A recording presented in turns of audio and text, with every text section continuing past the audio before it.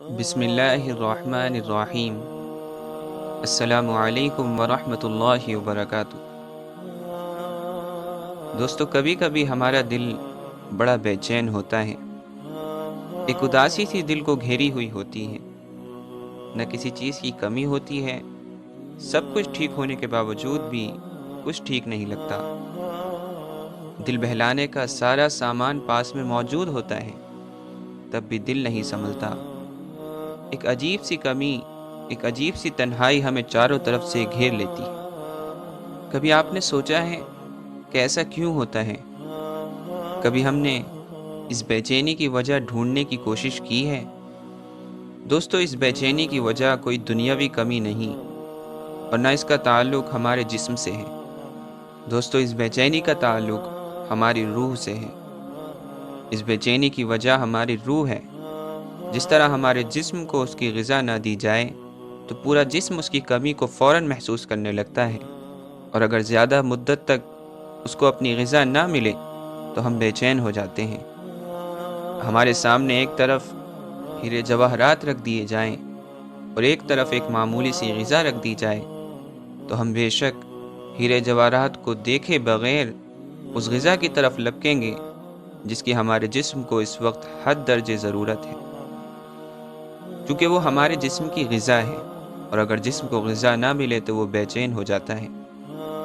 اسی طرح اگر روح کو اس کی غذا نہ ملے تو وہ بھی بے چین ہو جاتی ہے، اور جس طرح جسم کی غذا ہیرے جواہرات نہیں بلکہ اناج، پھل، سبزی اور اللہ کے حلال کردہ جانور ہیں، بالکل اسی طرح روح کی غذا بھی دنیا کی عیش و عشرت نہیں۔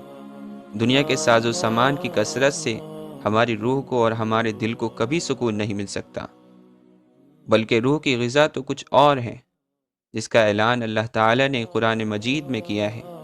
اللہ تعالیٰ قرآن مجید میں ارشاد فرماتا ہے، الا بذکر اللہ تطمئن القلوب۔ سن لے وہ لوگ جو بے چین رہتے ہیں، جن کے چہرے کی ہنسی کو وہ دنیاوی ساز و سامان میں ڈھونڈ کر ناکام ہو گئے ہیں، جن کو سکون کی آہیں مخمل کے بستروں میں نہیں ملیں، ان کو سکون ملے گا۔ اے میرے بندو، میں نے تمہارے دل کا سکون، تمہاری روح کی غذا میری یاد کو بنایا ہے۔ اے میرے بندے، اگر چاہتا ہے کہ تجھے زمین پر بچھی ہوئی چٹائی پر مخمل کے بستر سے زیادہ سکون حاصل ہو، اگر چاہتا ہے تیرے پاس کچھ نہ ہو لیکن تب بھی تو مکمل ہو اور سکون سے ہو، پوری دنیا تجھے چھوڑ دے لیکن تو اپنے آپ کو اکیلا نہ سمجھے، تجھے دنیا کا کوئی غم غمگین نہ کر سکے، تجھے دنیا کی کوئی مصیبت میں نہ ڈال سکے، لوگوں کی دل آزاری تیرے ماتھے پر شکن نہ لا سکے، تو میرے ذکر کو، میری یاد کو اپنے دل میں جگہ دے دیں۔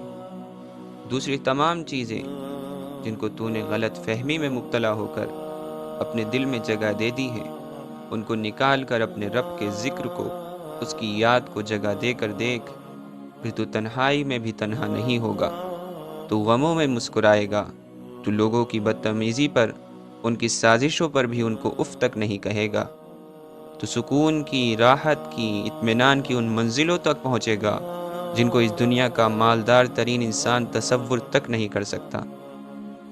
اس لیے دوستو، جب بھی ہم بے چین ہوں تو فوراً خدا کو یاد کریں، اور پھر ہم دیکھیں گے کہ ہمارے دل کی بے چینی کس طرح سے سکون میں بدل جاتی ہے۔